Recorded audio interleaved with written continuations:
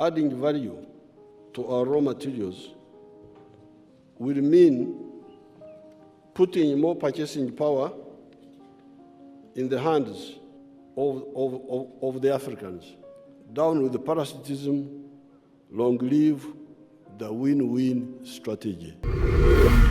Hello and welcome to the Africa News Network.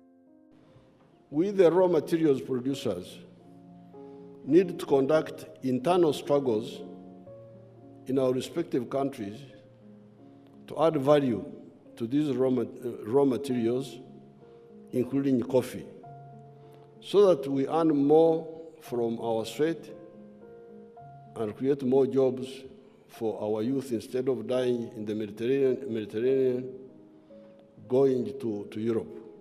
We also need to sensitize our partners in the countries that have been buying our raw materials at same slave prices that their economics is defective.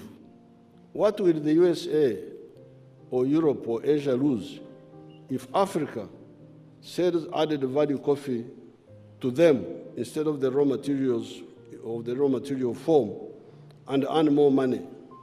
What if the value addition is done to other raw materials like copper, gold, iron ore, lithium, etc.? Money to Africa will mean higher purchasing power for Africa. The Africans who now lack electricity will be able to afford to pay for electricity. Where will the turbines come from, the ones for generating the electricity? Will they not come from Europe, USA, Russia, China, or from other partners?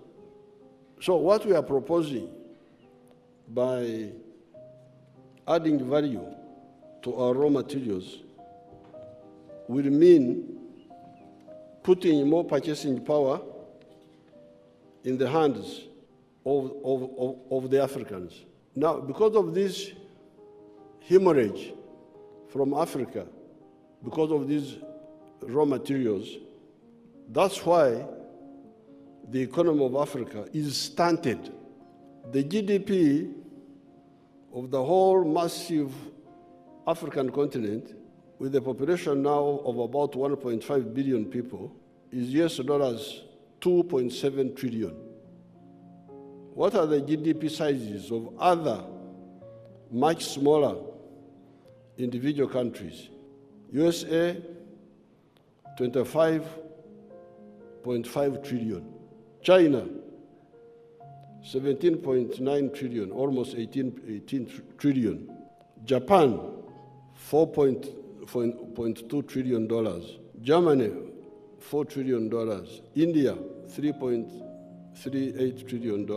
Even little South Korea has a GDP of US dollars 1.7 trillion, nearing the size of the African GDP. It must be pointed out that even this US dollars 2.7 trillion is a recent development because the African economies are said to be growing at a fast rate compared to others in the world.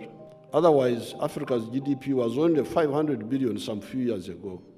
However, much of that growth may be quantitative, not qualitative, producing more and more raw materials.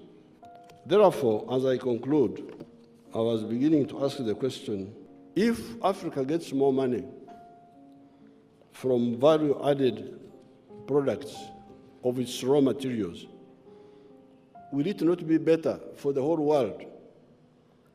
Because if you hear the per capita consumption of electricity in Uganda is 300, in the USA it is 12,000.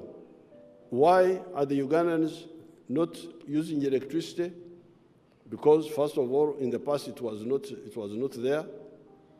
But even when it's there, they may not be able to afford it. But if they get income, because they are getting more money from their coffee, getting more money from their iron ore, getting more money from their copper, they will be able to buy the electricity. And we shall be able to generate more electricity.